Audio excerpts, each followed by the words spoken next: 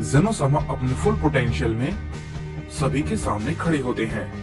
सभी वॉरियर्स मिलके भी जेनोसामा का कुछ नहीं कर पाते, लेकिन जेनोसामा जैसे ही कासुमा को मारने के लिए आगे बढ़ते हैं, वहाँ पर अकुमो आ जाता है और जेनोसामा के हमले को रोक लेता है। जेनोसामा अकुमो को देख के काफी ज्यादा हैरान हो जाते हैं और कहते हैं, तो तुम आ ही गए अपने बेटे को बचाने। इस पे अकुमो कहता है, ये सब रोक दो। तुम जो कर रहे हो उससे अभी तक मल्टीवर्स को काफी नुकसान पहुंच चुका है। इस पे जेनोसामा कहते हैं, इन सभी के जिम्मेदार तुम सभी लोग हो, समझे? और मैं नहीं रुकने वाला। और जब तुम यहाँ पर आ ही गए हो तो तुम भी अपने बेटे के साथ ही मरोगे। ये कहने के बाद जेनोसामा अकुमो पे अपना हमला करते हैं। अकुमो जेनोसामा के हमले को रोक नहीं पाता और थोड़ी दूर जाके गिरता है। इस पे जेनोसामा कहते हैं, देखो मैं कैसे तुम्हारे बेवकूफ बेटे को तुम्हारी आंखों के सामने मारता हूँ। इस पे कोरी कहती है, अकुमो वो सच में कासुमा के लिए यहाँ पर आया है? मुझे यकीन नहीं होता। उसने तो कहा था कि उसे इन सभी लड़ाई से कोई भी लेना देना नहीं है। इस पे जोमान कहता है, मैं समझ सकता हूँ लॉर्ड अकुमो के लिए ये करना कितना मुश्किल रहा होगा, जिसके लिए उन्होंने सब कुछ किया। अब वही एक बहुत बड़ा खतरा बन चुका है। लेकिन अभी सबसे ज्यादा जरूरी ये है कि जेनोसामा को किसी भी हालत में रोकना होगा। हम देखते हैं कि सभी वॉरियर्स किसी तरीके से उठते हैं और घोड़ा की नजर अकुमो पे पड़ती है और वो कहता है, क्या लॉर्ड अकुमो ये यहाँ पर? इस पे यामोशी भी कहता है, क्या अकुमो वाकई में अपने बेटी को बचाने आया है? जेनोसामा जैसे ही कासुमा की तरफ बढ़ने लगते हैं, हम देखते हैं कि अकुमो अपने थर्ड फॉर्म में आ जाता है और कहता है, रुक जाओ जेनो। ये कहने के बाद अकुमो अपना हमला जेनोसामा पे अचानक से कर देता है। जेनोसामा को वो नहीं दिखता और अकुमो अचानक से जेनोसामा पे अटैक कर देता है, जिससे कि जेनोसामा थोड़ा पीछे हट जाते हैं। इस पे जेनोसामा कहते हैं, मुझे रोकने की कोशिश बेकार है। ये कहने के बाद जेनोसामा अकुमो पे अपना एक जोरदार हमला करते हैं, जिससे कि वहां पर एक बड़ा धमाका होता है। लेकिन हम देखते हैं कि अकुमो जेनोसामा के हमले को अवॉइड कर लेता है और कहता है, अगर ये ऐसा ही चलता रहा तो इस लड़ाई का कोई भी फायदा नहीं होगा। बहुत सारी चीजें तबाह हो चुकी होंगी और बहुत जल्द सब कुछ खत्म हो जाएगा। मुझे कुछ और करना होगा। ये कहने के बाद हम देखते हैं कि अकुमो जेनोसामा से कहता है, जेनो रुक जाओ, मैं ये आखिरी बार कह रहा हूँ। इसमें जेनोसामा कहते हैं, तुम मुझे हुक्म दे रहे हो, तुम क्या ही कर लोगे बेवकूफ सैयद। इस पे अकुमो कहता है, ठीक है मैं समझ गया, ये नहीं सुनने वाला। इसके बाद हम देखते हैं कि अकुमो अपनी पावर को बहुत ही ज्यादा बढ़ाता है और वो अपने सेलेस्टियल फॉर्म में आ जाता है। उसे देख के जेनोसामा कहते हैं, क्या बात है, मैंने सोचा नहीं था कि तुम भी कभी इस फॉर्म का इस्तेमाल करोगे।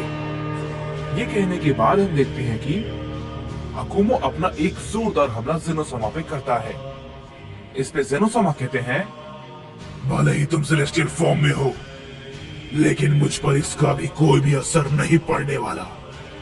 जेनोसामा अकुमो के हमले को सामने से रोकते हैं और वहां पर उन दोनों के हमले से एक बहुत बड़ी एनर्जी वेव निकलती है, जिससे कि और भी कई सारे प्लैनेट तबाह हो जाते हैं।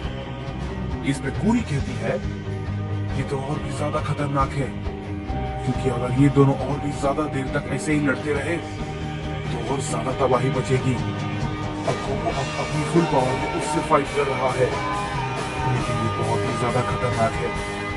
इसमें जोमान कहता है, तो ये है लॉर्ड अकुमो का सेलेस्टियल फॉर्म, ये कमाल का है। इसमें क्यूबा कहता है, तुम ये बोल रहे हो जोमान, अगर ये दोनों अभी भी ऐसे ही लड़ते रहे तो बहुत बड़ी दिक्कत आ सकती है। इसके बाद हम देखते हैं कि जेनोसामा अकुमो से कहते हैं, क्या हुआ अकुमो? तुम्हारे इस फॉर्म में आने का भी कोई फायदा नहीं है। इसमें अकुमो कहता है, ऐसा तुम्हें लगता है जेनो, और ये तुम्हारी गलतफहमी है। ये कहने के बाद हम देखते हैं कि अकुमो एक एनर्जी को जेनोसामा में छोड़ता है।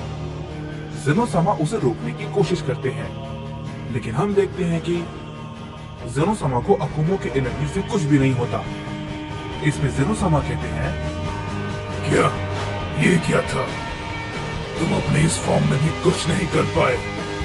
तुम्हारा हमला तो बिल्कुल बेअसर था।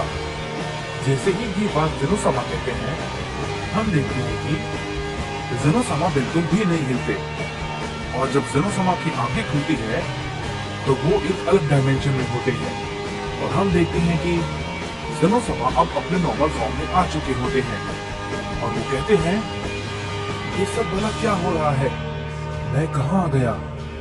तभी हम देखते हैं कि जेनोसामा के सामने उनका ओमनी फॉर्म आता है, और जेनोसामा उसे देख के कहते हैं, तुम? लेकिन मैं तो यहाँ हूं, तो तुम भला कौन हो? हम देखते हैं कि ओमनी जेनो कुछ नहीं कहता, और जेनोसामा पे एक जोर का हमला करता है। जेनोसामा उसे रोकने की कोशिश करते हैं, लेकिन जेनोसामा की कोशिश नाकाम रहती है, और वो काफी दूर जाके गिरते हैं। इस पे जेनोसामा कहते हैं, आखिर ये क्या हो रहा है? मैं कुछ नहीं कर पा रहा हूँ। मेरी शक्तियां इतनी कमजोर हो गई, लेकिन कैसे? मैं कुछ क्यों नहीं कर पा रहा हूँ? इसके बाद हम देखते हैं कि वो ओमनी जेनो फिर से जेनोसामा के पास आता है, और उससे कहता है, तुम्हें पता भी है तुमने क्या किया है? मैंने तुम्हें कितनी बार समझाया था, तुम्हें अपने फुल पोटेंशियल का इस्तेमाल नहीं करना है, लेकिन तुम बेवकूफ कहीं के। तुमने अपनी बेवकूफी में आधे मल्टीवर्स को तबाह कर दिया। इस पे जेनोसामा कहते हैं, ये भला तुम क्या कह रहे हो? मुझे इस बारे में कुछ भी नहीं पता। इस पे ओमनी जेनो कहते हैं, बेवकूफ कहीं के, मुझे तुम्हारे उस एनर्जी के बारे में तुम्हें बताना ही नहीं चाहिए था, जब तक कि तुम खुद पे काबू ना पा लेते। इस पे जेनोसामा कहते हैं, क्या तुम्हारा इस बात का आखिर मतलब क्या है? कि तुम्हें मुझे इस बारे में बताना नहीं चाहिए था? रुको जरा, कहीं आप पिताजी? इस पे ओमनी जेनो कहते हैं, तो आखिर तुमने मुझे पहचान ही लिया। जेनोसामा ये देखने के बाद रोने लगते हैं, और कहते हैं, मुझे इस बारे में सच में कुछ भी नहीं पता था।